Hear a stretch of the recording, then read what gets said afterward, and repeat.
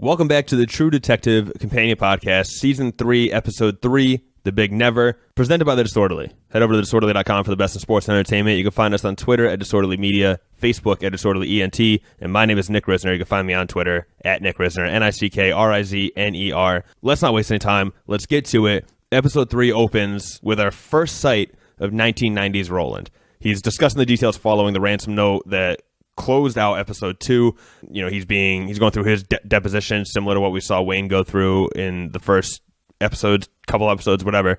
It's kind of a false lead, though, because we don't get much information on the specific note, at least not yet. We find out that the envelope was handwritten, so they conclude that it obviously wasn't a criminal mastermind, unless, of course, this was a false flag. But, I mean, you cut the letters out of a magazine to hide your handwriting, so then to address the envelope by hand kind of defeats the purpose, but that's all we know. Also, in 1990, we see Wayne and Amelia sitting in the parking lot of the Walgreens where they found Julie's fingerprints. And Amelia hatches this plan to get the information out of the local cops. She does this too.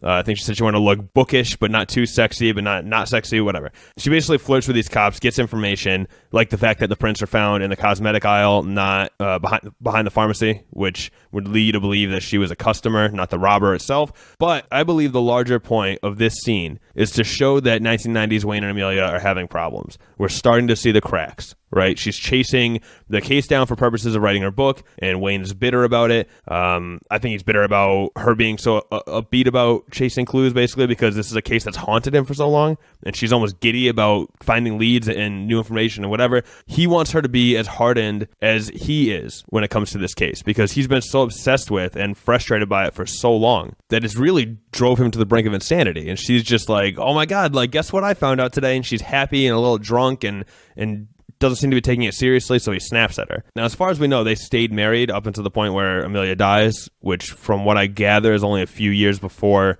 that present timeline, which, again, I believe is 2015, but we'll have to see what happens with that relationship and, obviously, how it affects his kids as well. But we'll get to that in a second. We also get more information on the parents in that 1990 timeline. So the father of Julie and Will, he's been sober for 5 years, as of 1990. And the mother had died a couple years prior to that, in Vegas, apparently, too. So I don't know what that means. But obviously, she's kind of a partier, so maybe that lifestyle kind of led her to move to Vegas, or maybe she's just partying on a particular weekend. We don't really know the details of it, but she died a couple of years before 1990, and the father became sober. We also find out that, from what I understand, Wayne had kind of lost touch with the case at that point, but Roland had kept in contact with Julie's father, or at least had a huge impact on him in that 5-year mark, which caused him to start getting sober, and he's been clean since. Because he says something along the lines of, no one's been there, or no one's had a bigger impact on his life than Detective Roland. And finally, in that 1990s timeline, we get some context on the split between Roland and Wayne. 1990s Roland still clearly respects Wayne. He even says he tried to get him transferred over a couple times, but the major blocked it for some reason. Roland basically sums it up as people drift apart sometimes. Now a lieutenant, though, with the state police,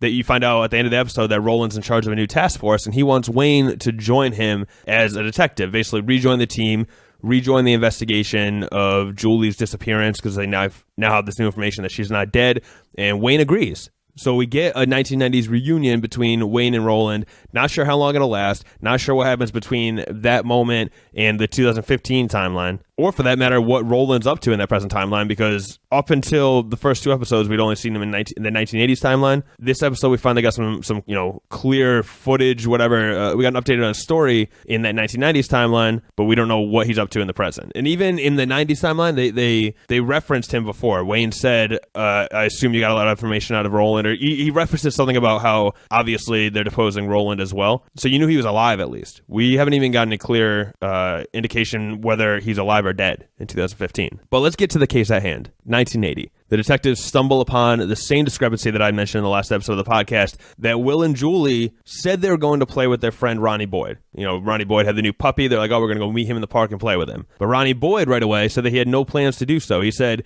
I told Will he can come see the puppy sometime, but we didn't have any plans to meet in the park or anything. So there's immediately a discrepancy there. In this episode, we find out that those kids never really hung out much at all. Although Will and Julie's dad thought they hung out 3 or 4 times a week. So clearly you have this split, right? Will and Julie were doing something else 3 or 4 times a week and lying to their dad about it.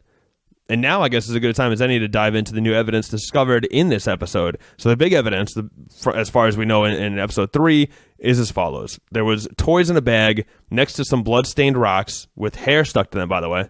But we haven't done any forensics on that yet as far as we, the audience. Also, multi-sided dice from a game. I missed the beginning. I don't know if they talked about this game, but I mean, it looks like it's like Dungeons & Dragons or one of those kind of games.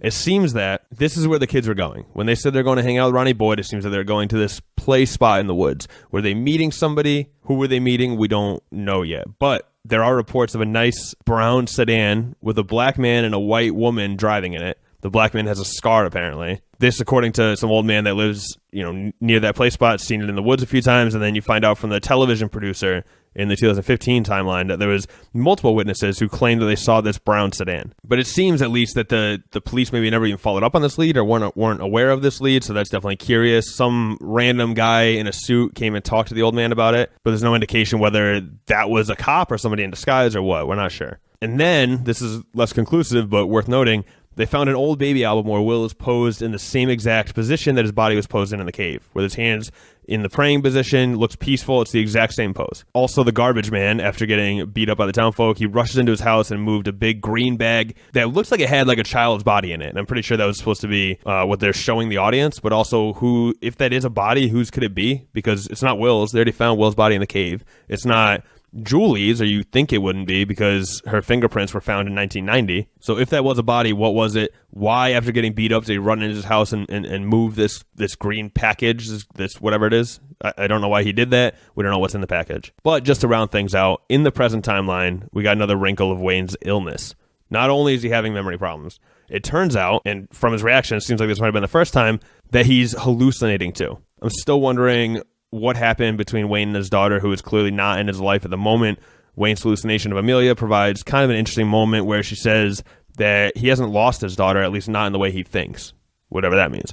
Also, she said she's afraid they'll find what he left in the woods. I don't know what that means either. Now, we'll close this podcast out with this. My buddy Nate has a theory that Amelia did it. I'm still going with the fact that Julie killed her own brother, which is obviously super unlikely, but I'm going to pull that thread until I'm given definitive proof to the contrary. Or perhaps we can combine those two and say that Julie asked Amelia to kill her brother. Because my theory is based on the fact that you have this peephole from Will's room into Julie's room. You kind of think you're led to believe that it might be the creepy uncle who stayed in that room for a while. But what if Will was the one that was spying? What if Will was abusing his sister? And Julie tells the teacher about it, ask Amelia for help. So she's the one that basically takes care of Will or possibly cleans up the body or whatever. She's the one that's been passing those little notes. Remember those little notes that were tucked away in one of Julie's notebooks? Maybe she's the one that's passing them to Julie, saying that she's safe. I don't know. Something to ponder as we go between episode 3 and episode 4. Obviously, we'll get more information soon enough. The biggest question with Julie, by the way, the biggest hang-up with her doing it is that she's too small, right? She wouldn't be capable of crushing Will's skull. Well, that question might have been answered with the blood on the rocks. Maybe Will hit his head. Maybe Julie pushed him. Maybe he fell and it was an accident. It wouldn't take much strength to do that, right? There is the problem of moving the body from where he fell into the cave. Maybe that's where Amelia comes in. I'm sure this is all bullshit, but it's fun to theorize. And that's where we'll wrap it up this week. So I hope you guys enjoyed. Please rate, review, subscribe especially, because then you can tune in for every companion podcast we do. Definitely going to do another one for Game of Thrones. I have to look at the schedule, the TV schedule. We try to do at least have one active companion podcast going at all times. Of course, we're doing the Sports Report podcast. The Super Bowl is coming up soon. I think tomorrow, the day after that, we're going to release this week's Sports Report podcast. My dad, who gave us a pick last week, he got it right.